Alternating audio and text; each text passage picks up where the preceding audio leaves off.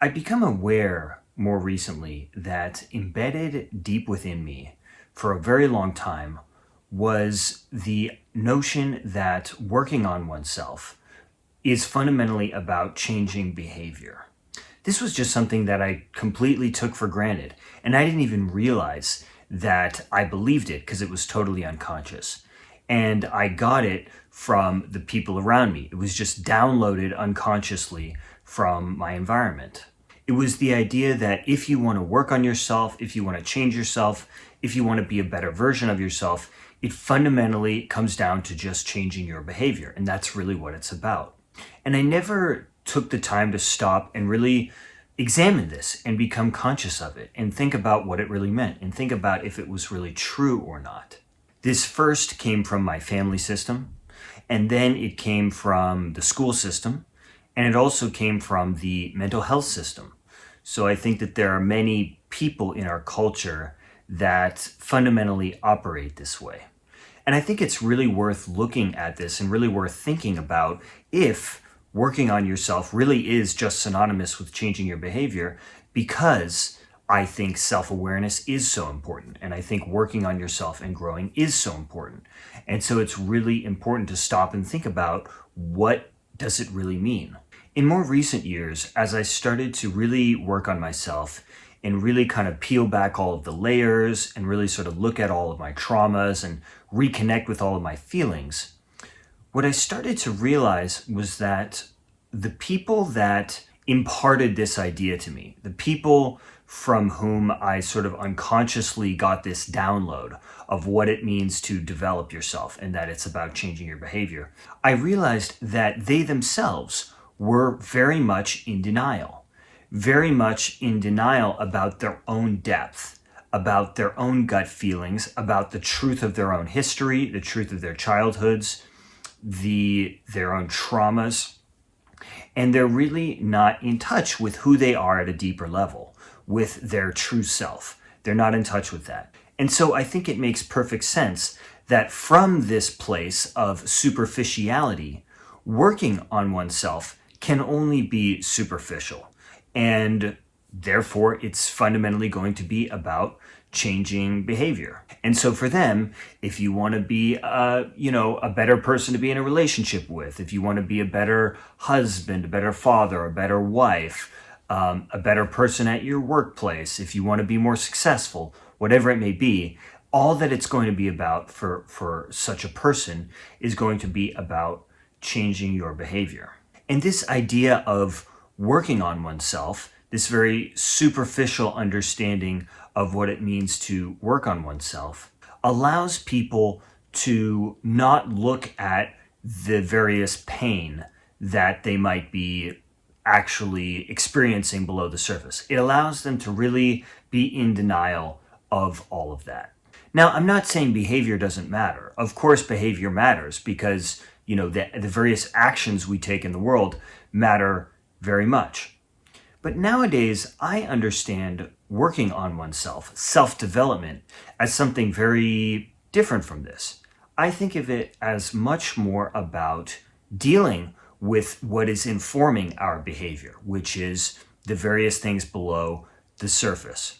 It's about dealing with the pains that have been informing our behavior, that have been informing how we show up in the world and who we've become in the world. When we look at those things, I think that it then becomes much easier to change our behavior, change how we show up in the world, and become more successful or achieve whatever it is we want. I think it becomes much more natural to do that. It almost happens naturally because you've actually changed who you are. So I think that's the thing, is that people aren't aware, and they don't want to really look at the possibility that if you actually change who you are, things really change. And how do we change who we are? Well, we commit to evolving. We commit to, I think, looking at sort of the deeper things within us that are informing how we show up in the world. Now, there may very well be behavior that we want to change more immediately, but even so, I think that examining what is beneath our behavior, in particular, the difficult emotions, I would say, that might be informing it, the difficult feelings that might be informing it that have come from our past. And this, I think, is what true growth is. Truly growing as a person is really about that. It's really about peeling back the layers of who we are. It's about looking at our history. It's about reconnecting with our feelings, reconnecting with the sort of split off parts of ourselves, reconnecting with very difficult feelings that we maybe couldn't fully experience and couldn't fully process earlier on in life. This is what real growth is, which again is very much a departure from at least what I was taught, which was that growth fundamentally was about what you were doing in the world on the surface. It was about your behavior. And so it really felt to me like something was missing that whole time, because something really was missing. A lot was missing. And so I was growing for a long time because my behavior seemed to indicate that I was growing, but I didn't really feel like I was growing. I really still felt like I was stuck. And so these notions of what it really means to grow as a person, or what it really means to work on yourself, or what self-development is really about, I think these are really things that we need to examine and think about, what do they really mean? What are they really about? And decide and really determine for ourselves and think critically and independently what they really are, rather than just defer to various societal and professional authorities who tell us that they know. As I've started to do more of this work, I've started to see how there are many different areas of life that have been defined in ways that I don't think are very true. And they've been defined in ways that help to perpetuate the various denial of the people around us. It seemed to me that everything from growth to things like learning or working on oneself or being a better person or doing well, all of these things were defined not according to, in my opinion, what was true or what was in my own best interest, but were really defined according to the needs of the systems in which I grew up, systems that were often very dysfunctional. And so these things were defined according to the power structure in which I found myself. At a certain point, I became more interested in truly growing and healing as a person, rather than just continuing to try to fit into these very outdated and very dysfunctional systems.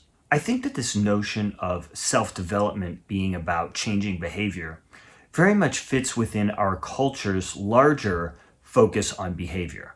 I think that in our society, behavior tends to be what really matters. People are essentially reduced to their behavior.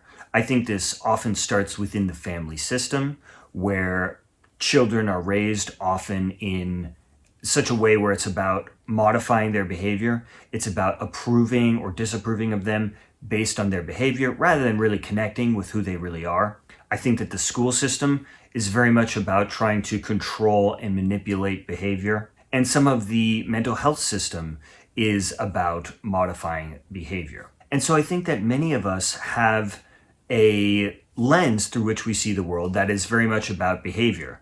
And we see ourselves through that lens as well. And we can really shift that as we start to look more below the surface. And we start to become much more deep, much more self-aware, and much more, I would say, self-actualized people as we start to kind of deprogram from this. So I hope that you found this video helpful. Please, if you haven't done so already, subscribe to the channel. Also, please share this video with anybody that you think it might be helpful for. Thank you so much for joining me, and I look forward to having you next time.